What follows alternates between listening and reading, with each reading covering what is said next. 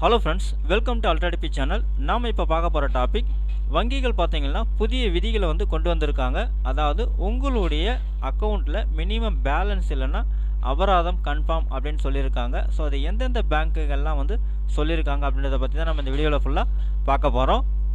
நாம் வீடியோவை பார்க்குறதுக்கு முன்னாடி நீங்கள் இது வரைக்கும் நம்ம சேனலை சப்ஸ்கிரைப் பண்ணலைன்னா மறக்காமல் சப்ஸ்கிரைப் பண்ணிங்க. கூடவே பக்கத்தில் இருக்கக்கூடிய பெல் ஐக்கானை கிளிக் பண்ணி ஆல் அப்படின்ற ஆப்ஷனை செலக்ட் பண்ணிங்க.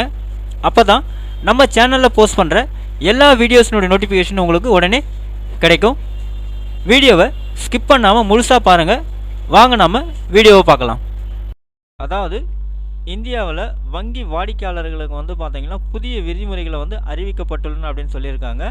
இந்திய ரிசர்வ் வங்கியான ஆர்பிஐ வங்கி கணக்குகள் தொடர்பான சில புதிய விதிகளை கடந்த ஜனவரி 1 முதல் அமல்படுத்தியிருக்கதா சொல்லியிருக்காங்க. ஸோ இந்த மாற்றங்கள் வங்கித்துறையில் டிஜிட்டல் மயமாக்கல் மற்றும் நவீன மயமாக்கலுக்கு உதவும் நோக்குடன் மேற்கொள்ளப்பட்டுள்ளன அப்படின்னு சொல்லியிருக்காங்க. சமீபத்தில் ஏற்பட்ட மாற்றங்கள் வாடிக்கையாளர்களின் நிதி மேலாண்மையில் முக்கிய பாதிப்புகளை ஏற்படுத்துகின்றன அப்படின்னு சொல்லியிருக்காங்க. ஸோ இந்த மாற்றங்கள் வங்கி கணக்குகளின் பராமரிப்பு, பரிவர்த்தனை முறைகள் மற்றும் பாதுகாப்பு நடவடிக்கைகள் ஆகியவற்றை உள்ளடக்கியவை அப்படின்னு சொல்லியிருக்காங்க.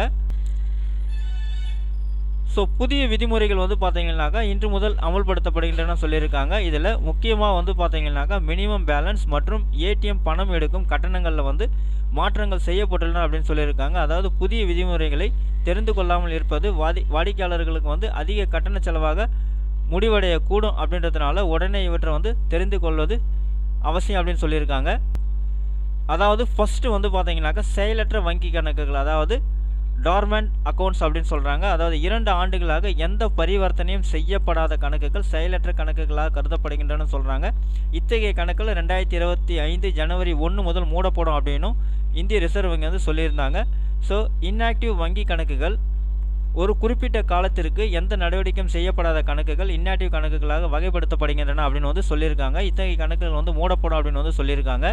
அது மட்டும் இல்லாமல் ஜீரோ பேலன்ஸ் கணக்குகளும், அதாவது நீண்ட காலமாக எந்த தொகையும் வரவு வைக்கப்படாமல் பூஜ்ய இருப்புடன் உள்ள கணக்குகள் ஜீரோ பேலன்ஸ் கணக்குகளாக கருதப்படுறதா சொல்லியிருக்காங்க. இத்தகைய கணக்குகள் மூடப்படும் அல்லது குறைந்தபட்ச இருப்பு தேவைகள் விதிக்கப்படலாம் அப்படின்னு சொல்லியிருக்காங்க.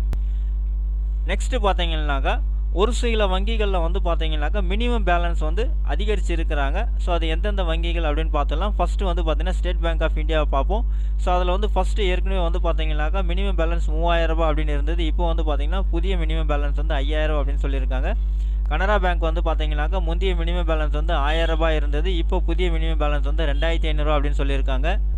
அடுத்தது பஞ்சாப் நேஷனல் பேங்க் அப்படின்னு பார்த்தீங்கன்னாக்கா முந்தைய மினிமம் பேலன்ஸ் 1000 ரூபாய் அப்படின்னு சொல்லியிருக்காங்க. இப்போது புதிய மினிமம் பேலன்ஸ் 3500 அப்படின்னு சொல்லியிருக்காங்க. ஸோ இந்த மினிமம் பேலன்ஸ் அளவு பராமரிக்க தவறனா வாடிக்கையாளர்கள் அபராதம் செலுத்த வேண்டிய நிலை ஏற்படும் அப்படின்னு சொல்லியிருக்காங்க. ஏடிஎம் பணம் எடுக்கும் கட்டணங்களில் முக்கிய மாற்றங்கள். இந்தியாவின் பல்வேறு வங்கிகள் ஏடிஎம் வித்ட்ரால் தொடர்பாக புதிய கட்டணங்களை ஏற்கனவே அறிவிச்சிருக்காங்க. குறிப்பாக மெட்ரோ நகரங்கள் மற்றும் மெட்ரோ அல்லாத நகரங்கள் என வேறுபடுத்தி விதிகள் பார்த்திங்கன்னா மாற்றப்பட்டுள்ளன அப்படின்னு சொல்லியிருக்காங்க. மற்ற வங்கிகளினுடைய ஏடிஎம்களை பயன்படுத்தும் போது இலவச வரம்புகளை நீங்கள் கடந்துட்டீங்க அப்படின்னா ஒவ்வொரு பரிவர்த்தனைக்கும் ரூபாய் 30 ரூபாய் கட்டணம் விதிக்கப்படும் அப்படின்னு சொல்லியிருக்காங்க. ஸோ எனவே விதிமுறைகளின் நோக்கங்கள் என்னவென்றால் செயலற்ற மற்றும் இன்ஆக்டிவ் கணக்குகளை மூடுவதன் மூலம் மோசடிகள் மற்றும் தவறான பயன்பாடுகளை தடுக்க முடியும் அப்படின்னு சொல்லியிருக்காங்க.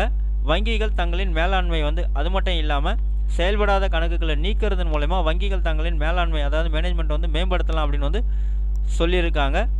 ஸோ எனவே புதிய விதிமுறைகள் வாடிக்கையாளர்கள் விவரங்களை புதுப்பிக்க தூண்டும் அப்படின்னு சொல்லியிருக்காங்க. இதனால் டிஜிட்டல் வங்கி சேவைகளின் பயன்பாடு அதிகரிக்கும் அப்படின்னு சொல்லியிருக்காங்க. ஸோ இந்த மாற்றங்கள் குறித்து வங்கிகள் தங்கள் விதிமுறைகளை தொடர்ந்து புதுப்பித்து வரும் நிலையில் வாடிக்கையாளர்கள் அதிக கட்டண செலவுகளை தவிர்க்க தங்களின் வங்கி கணக்குகளின் நிலையை சரிபார்த்து தேவையான நடவடிக்கைகளை எடுக்க வேண்டும் அப்படின்னு சொல்லியிருக்காங்க. மேலும் உங்கள் வங்கியில் மாற்றம் ஏற்பட்டுள்ளதா என்பதை நீங்கள் உறுதிப்படுத்துகிறதுக்கு உடனே உங்களுடைய வங்கி கிளையை தொடர்பு கொண்டு நீங்கள் தெரிஞ்சிக்கலாம் அப்படின்னு சொல்லியிருக்காங்க. ஸோ ஓகே ஃப்ரெண்ட்ஸ், அவ்வளோதான் உங்களுக்கான இன்ஃபர்மேஷன். இந்த வீடியோ உங்களுக்கு பிடிச்சிருந்தா லைக் பண்ணுங்கள். அது மட்டும் இல்லை, இந்த வீடியோவை நிறைய பேருக்கு ஷேர் பண்ணுங்கள், கமெண்ட் பண்ணுங்கள். மறக்காமல் நம்ம சேனலை சப்ஸ்கிரைப் பண்ணுங்க. மீண்டும் ஒரு நல்ல வீடியோவில் சந்திப்போம். நன்றி, வணக்கம்.